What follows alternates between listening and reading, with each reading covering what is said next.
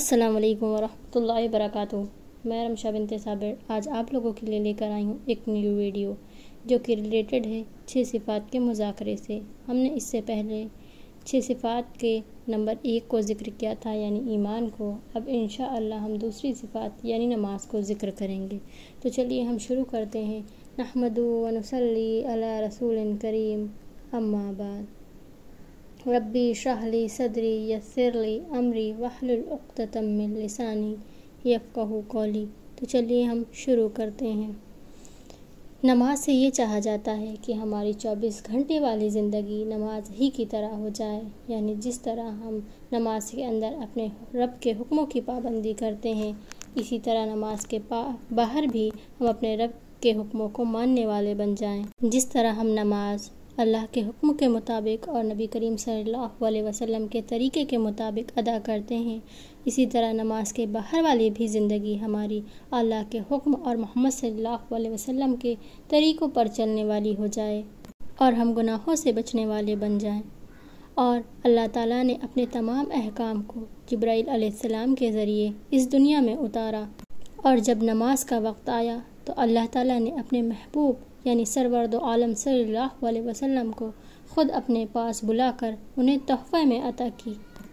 اسی لیے نماز مومن کی معراج ہے۔ جس طرح اللہ تعالیٰ سے رسول صلی اللہ علیہ وسلم نے براہ راست بات کی، اسی طرح بندہ جب نماز میں کھڑا ہوتا ہے تو اللہ سے براہ راست بات کرتا ہے۔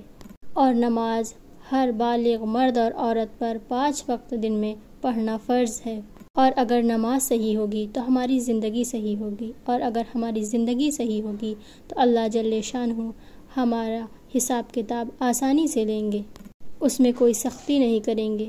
اور اگر ہم نماز پر محنت کریں گے تو نماز جاندار بن جائے گی، اور جب نماز جاندار بن جائے گی تو ہم اللہ تعالیٰ سے 2 رکعت نماز پڑھ کر ہم اللہ سے براہ راست لینے والے بن جائیں گے۔ رسول اکرم صلی اللہ علیہ وسلم نے فرمایا کہ اللہ رب العزت فرماتا ہے کہ میں نے تمہاری امت پر دن اور رات میں 5 وقت کی نمازیں فرض کی ہیں، اور میں نے اس چیز کا وعدہ کیا ہے کہ جو شخص اس کو اس کے وقت پر ادا کرے گا تو میں اپنی ذمہ داری پر اسے جنت میں ضرور داخل کروں گا، اور جو شخص ایسا نہیں کرے گا اس کی مجھ پر کوئی ذمہ داری نہیں کہ میں اسے جنت میں داخل کروں۔ اور ایک حدیث میں نبی کریم صلی اللہ علیہ وسلم فرماتے ہیں کہ اللہ تعالیٰ فرماتا ہے جو شخص اس کی نماز کو اس کے وقت پر ادا کرتا ہے، اللہ تعالیٰ اس کو 5 طریقے کے اعزاز و اکرام سے نوازتا ہے۔ نمبر 1 کہ اس پر سے رزق کی تنگی کو ہٹا دیا جاتا ہے، اس پر عذاب قبر کو آسان کر دیا جاتا ہے، اور نمبر 3 کہ اس کا نام اعمال کا جو اعمال نامہ ہے وہ اسے اس کے داہنے ہاتھ میں دیا جائے گا، اور نمبر 4 کہ قیامت کے دن وہ پل صراط پر سے بجلی کی طرح سے گزر جائے گا، اور 5واں یہ کہ وہ حساب سے محفوظ رہے گا۔ اور ایک حدیث پاک کا مفہوم ہے کہ نبی کریم صلی اللہ علیہ وسلم نے فرمایا کہ اللہ تعالیٰ نے میری امت پر تمام چیزوں میں سے سب سے پہلے نماز کو فرض کیا ہے، اور قیامت میں بھی سب سے پہلے نماز ہی کا حساب ہوگا۔ اور ہمیں چاہیے کہ نماز کا ظاہر اور باطن دونوں درست کریں، اور نماز کا ظاہر ہے وضو، غسل اور نماز کے فرائض، واجبات، سنتیں اور مستحبات، دعائیں، قرات، اور نماز کے ارکان یعنی کلام، رکوع، سجدہ، قاعدہ، سلام وغیرہ، اور آپ کو چاہیے کہ ان سب چیزوں کو درست کریں۔ اور نماز کا باطن یہ ہے کہ ہم جب نماز پڑھیں تو ہم یہ سوچیں کہ ہم اللہ کو دیکھ رہے ہیں، اور اگر ایسا نہ ہو سکے تو یہ سوچیں کہ اللہ ہمیں دیکھ رہا ہے۔